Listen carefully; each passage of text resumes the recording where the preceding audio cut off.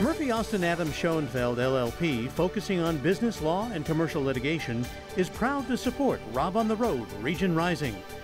More information available at murphyaustin.com. And now, Rob on the Road, exploring Northern California.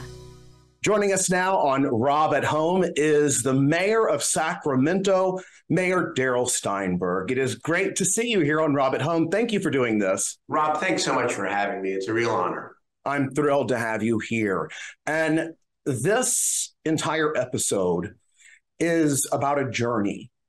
It's about your journey into why mental health challenges matter to you as a human being.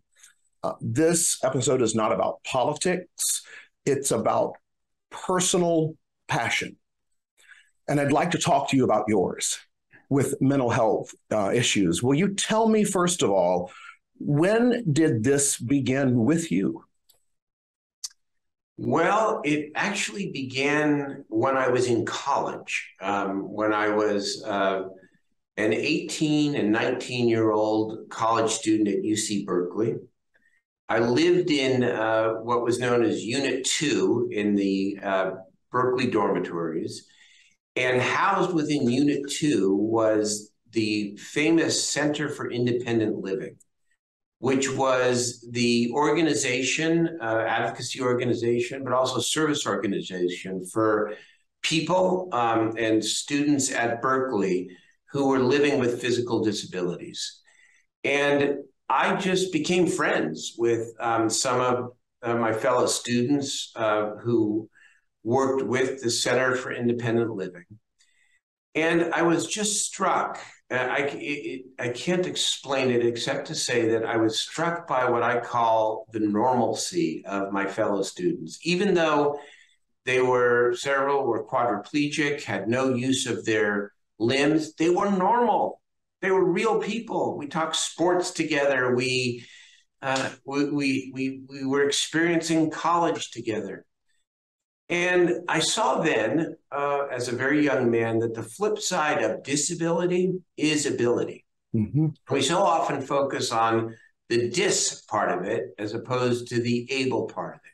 Well, fast forward, I ended up at UC Davis School of Law. When I was in my third year, I was assigned to tutor a number of students, including 2 students who were quadriplegic. UC Davis, in some ways, the law school was ahead of its time in that it admitted students with serious disabilities, severe disabilities.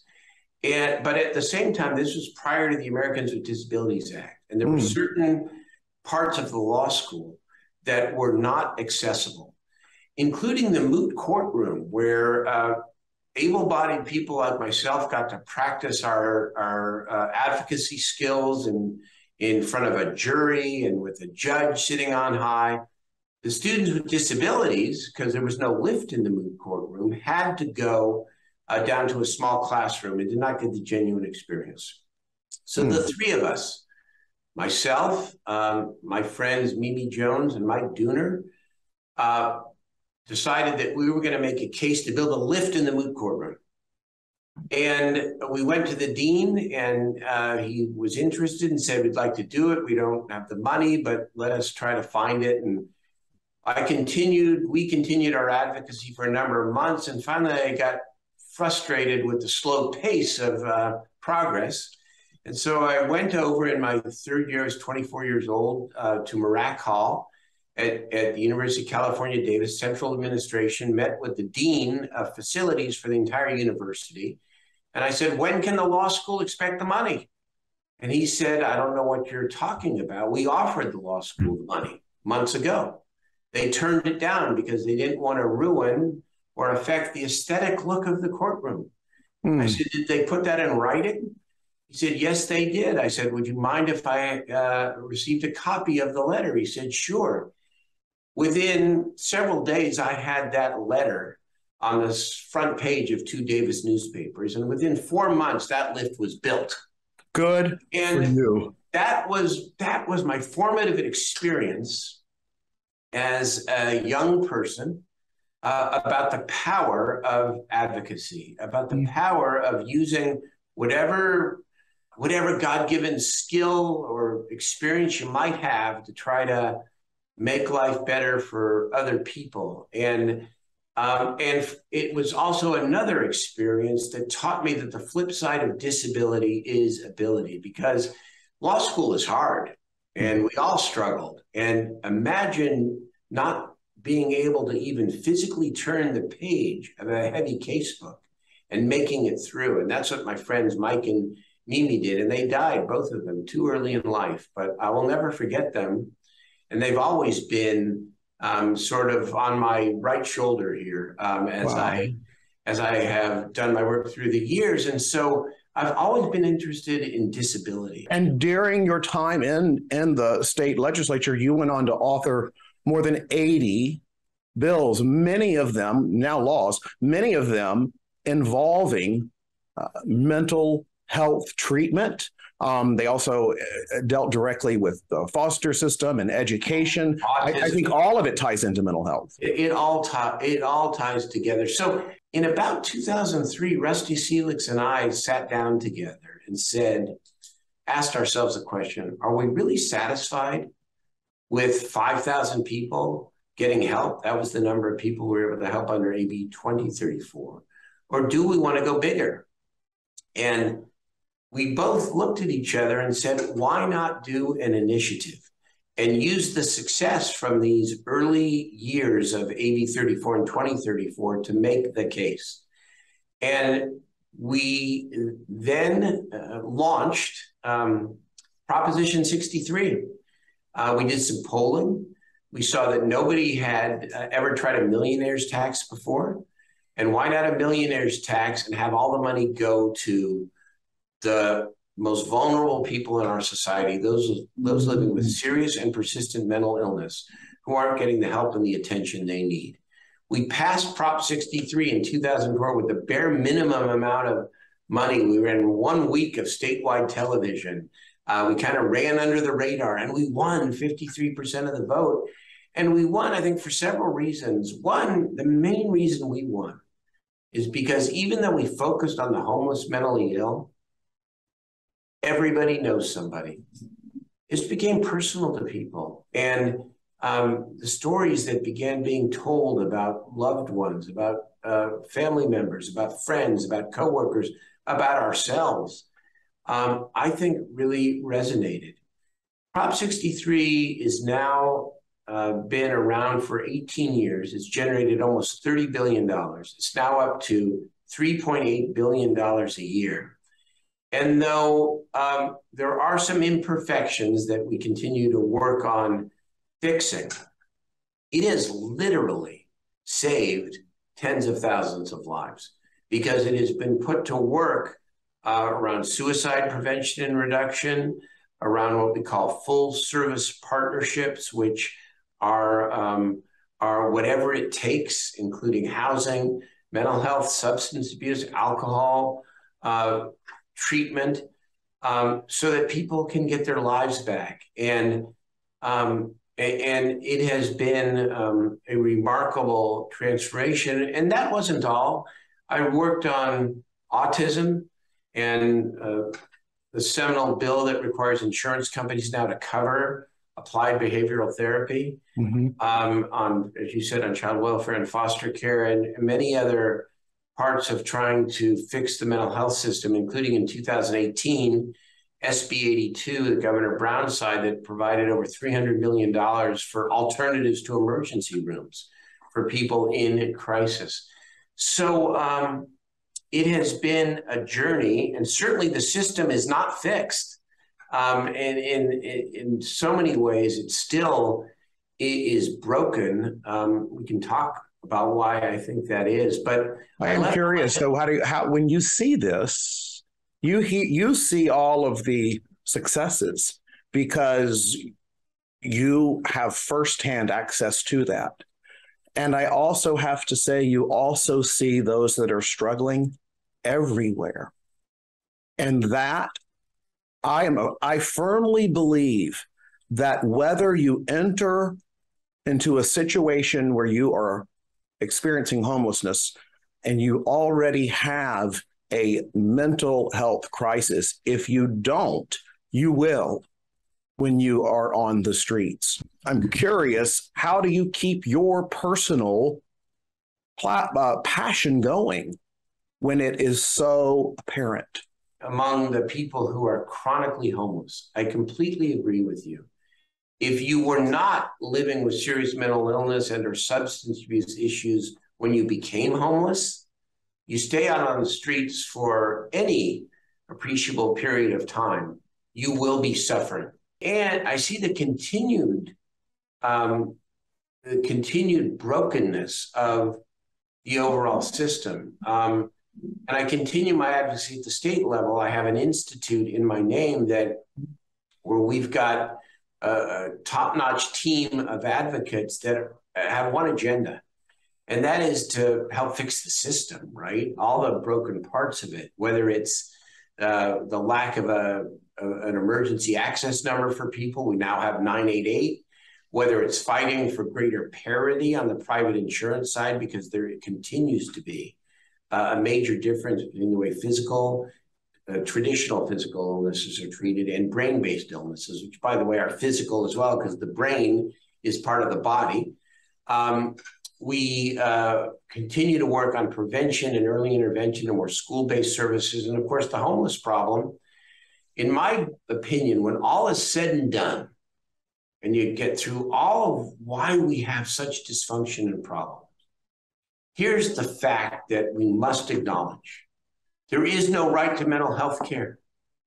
There is no legal right to mental health care. There is no legal right to housing. There is no legal right to shelter. And of course, there's a legal right to public education and an obligation for government to build the public schools that ensure that every child can go to public schools. If housing, if mental health care, if shelter is as important as we say it is, and as we know it must be, it's as basic as anything in Maslow's hierarchy of needs, then it must become a legal right. Because when it becomes a legal right, the systems that are responsible for actually serving people will be required to act with much greater urgency. There will be a counterweight to the not in my backyard phenomena every time we try to actually place a mental health facility or a supportive housing or an affordable housing development in any particular neighborhood.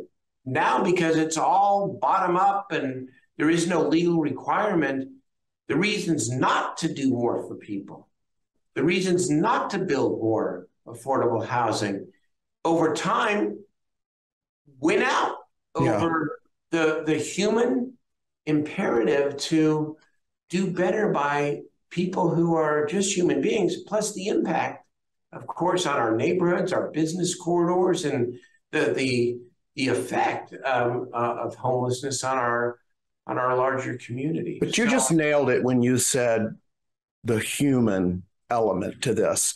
And I feel, and as I look out of my window, I can see people walking by and literally stepping over people who are in the middle of a mental health crisis. Well, of course we do. And I guess my question to you is, when we go to the doctor, they ask, okay, what's your family history? And we talk all about our physical ailments, but we never talk about our family's histories, if we know them, when it comes to mental health challenges.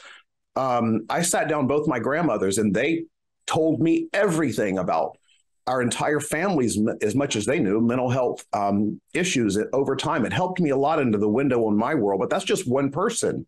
We all need to know the human element of what people are going through. And I ask you, what would you say, go back to your law school day when you had that letter that said, hey, we have the funds, build this ramp, and they said they don't want to see it because of the way it looked, whatever. What would you say now to people about what we can do to truly help make a difference instead of stepping over, step into? Well, we have to start with recognizing the humanity of people. But for the grace of God, there go I. Homelessness is the most visible manifestation in many instances of untreated mental illness. Mm-hmm. But as far as I'm concerned, we are all on the spectrum, all of us. And if COVID has not brought that out to a fact, then people are in real denial, because if one has not suffered from some degree of anxiety or depression during this period, I know I have. You have to. And the more we ignore it, it will grow. Then they are not telling the truth. And so it's first to acknowledge that we all suffer, and that there's no shame. Because when you bust through the shame, you have a better chance of busting through the discrimination. When you bust through the discrimination, then the laws have a better chance of being changed. And that's where I go back to the right to treatment. This should be a legal right. It's not in many instances. It's very haphazard experience and frustrating experience for people. And especially even people with means or people who know the system to navigate the system. And there's a lot of work being done and needs to continue to end this fragmentation. You shouldn't have to have a certain insurance card or have a certain status one way or another in order to get the help, especially when you are in crisis. But the system is still fragmented. We've got private insurance. We've got Medicaid, we've got the public systems like the Mental Health Services Act, Prop 63, we've got schools, and then of course we have jails and prisons. I want to say this about the morality of a situation.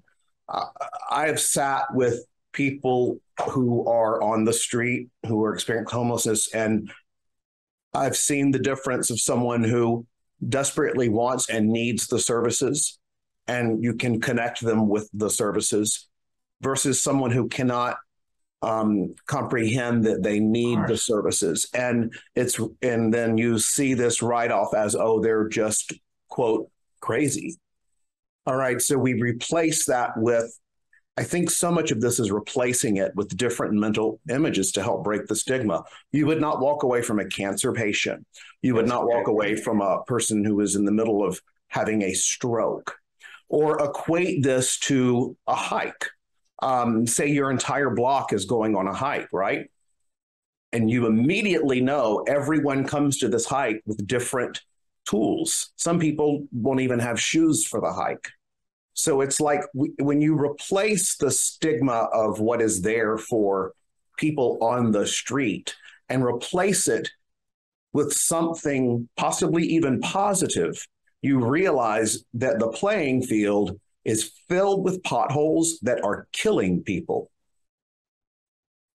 There's no question about it. Beautifully put. I mean, you're right. That imagery is so important, because you talk about someone having a stroke. My example was somebody who looked like you and me who was bleeding. Yeah. Stop. It's the same.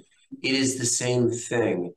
And yet, I think it is important to acknowledge that people are frustrated by the social condition. They are. And yes, frustration in turn leads to it growing and not doing something about it. Well, exactly. And what I, continue to advocate for is, let's not substitute understandable frustration for lack of thought leadership and thoughtfulness, because enforcement has its place. I do not believe that people, first of all, I think we should come down hard on people selling drugs and preying on people on the streets who are already vulnerable.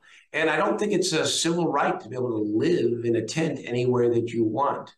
But enforcement alone is nothing but whack-a-mole, and sometimes inhumane and mostly ineffective.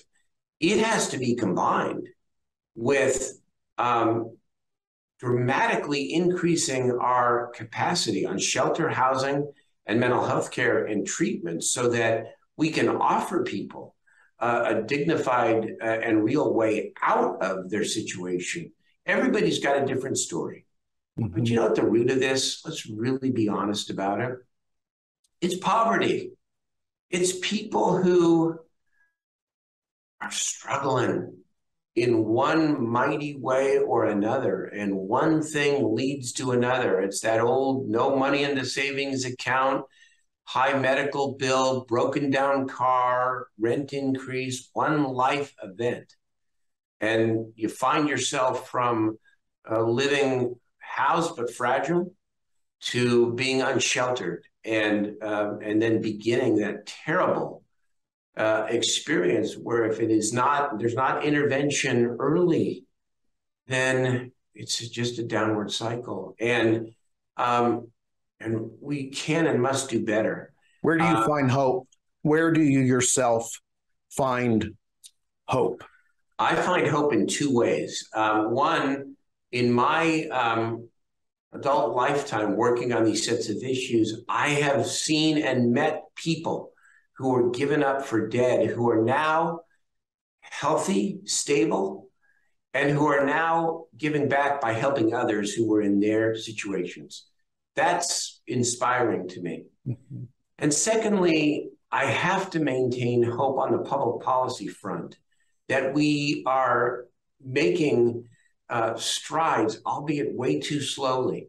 Whether it's beginning to make progress on this idea that housing, shelter, and mental health care needs to be some form of a legal right and a legal obligation for people to accept, whether it's what we're doing here locally to try, and I think ultimately succeed in forging a real partnership with the county around resources, around roles and responsibilities so that we can get to thousands of additional people who need the help, provide relief to them and to our entire community.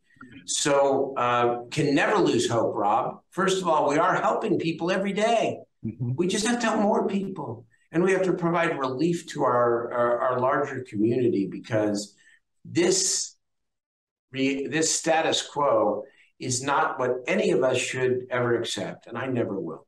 If humanity continues to turn the other way, there will be no direction to eventually turn. I completely agree with you. It starts with the humanity, seeing, and really, no matter what your faith is, or if you have no formal faith at all, to understand the basics that, but for the grace of God, there go I. But for my lucky breaks in life, who knows what my path would have been. Mm-hmm. But for a luckier break from somebody who's out on the street, who had every good intention and desire for the same things we all want. Their path may have been different. It's not that we should accept or tolerate bad behavior or illegal conduct, but we must force ourselves to distinguish between those who are victimizing others and those who are victims themselves. Instead of it being lumped together. And to not lump them together. No. I cannot thank you enough for your time. I know that you had a packed day and we went twice as long as I promised. I am so sorry. You're not sorry. I could go another hour, Rob.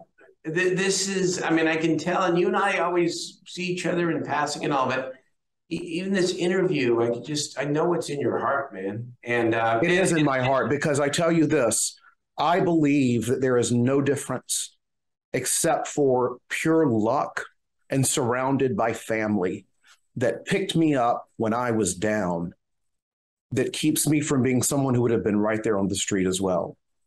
God bless you, man. And thank you for sharing. You're a human being, and you've got now a powerful platform to continue to educate people. We have to be a little bit nicer to one another. Each one has to reach one. Each one. Thank you, Mr. Mayor.